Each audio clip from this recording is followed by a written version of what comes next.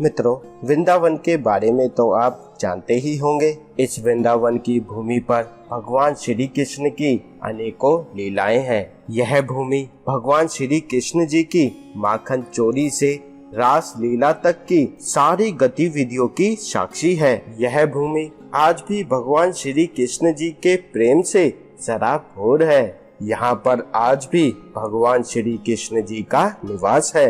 वृंदावन की ही एक जगह है जिसका नाम है निधिवन। ऐसा माना जाता है कि आज भी भगवान श्री कृष्ण वहाँ पर गोपियों के साथ अपनी लीला करने आते हैं। नमस्कार मित्रों, आपका एक बार फिर तहे दिल से स्वागत है आपके अपने चैनल सनातन डायरी में।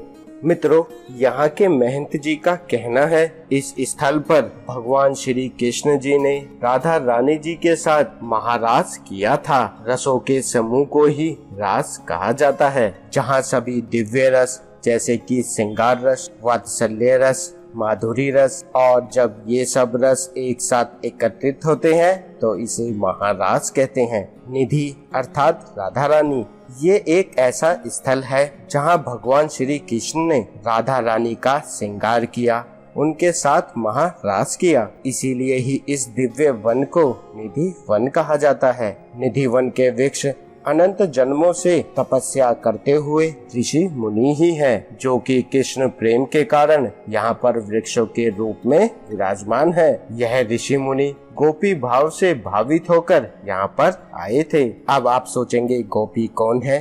गोपी वह है जो हृदय से पूरे भगवान के लिए समर्पित है। वे सब गोपियाँ हैं जो अपनी इंद्रियों से रस का पान करते हैं।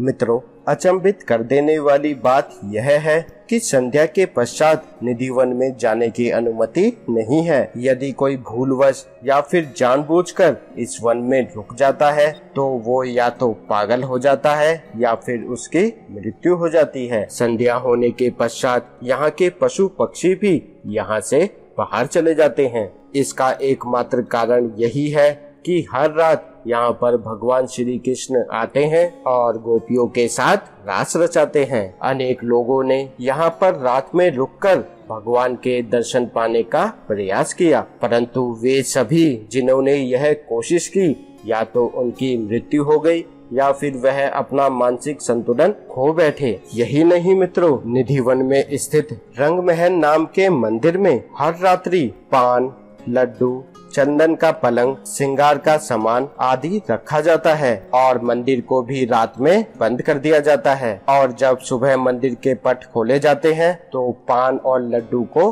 खाया हुआ मिलता है और श्रृंगार का सामान बिखरा हुआ मिलता है। निधिवन की एक और विशेषता है यहाँ पर स्थित तुलसी के पेड़, जो कि जोड़े में पाए जाते हैं। कहा जाता है जब राधा कृष्ण रात में रास रचाते हैं तो जोड़े में स्थित ये तुलसी के पौधे भी गोपियां बन जाते हैं।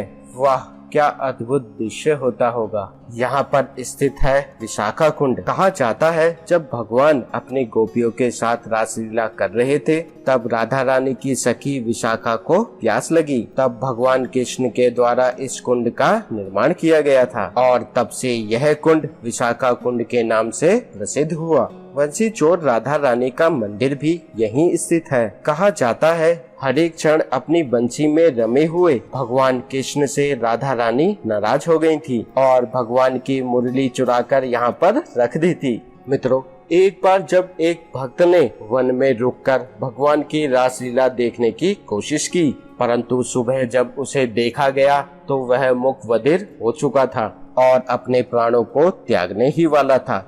तब वहाँ पर उसने खड़े कुछ लोगों से पेन और पेपर मांगा और अपने निधिवन के अनुभव को शब्दों में उतारा। उसके बाद उसकी मृत्यु हो गई। वह कागज अभी भी मथुरा के सरकारी संग्रहालय में है। विशेषज्ञों ने भी ये माना है कि रंगमहल में हुई गतिविधियां किसी पशु या पक्षी के द्वारा नहीं की जाती। हैरान कर देने वाली बात तो ये है, निधिवन के आसपास के निवासी शाम को 7 बजे के बाद इस वन की ओर देखते भी नहीं है। स्थानीय निवासियों के अनुसार रात में कई बार घुंघरुओं और बांसुरी की आवाज आती है, लेकिन उधर देखने की हिम्मत कोई नहीं जुटा पाता। मित्रों, आज तक यह वन एक रहस्य ही बना हुआ है।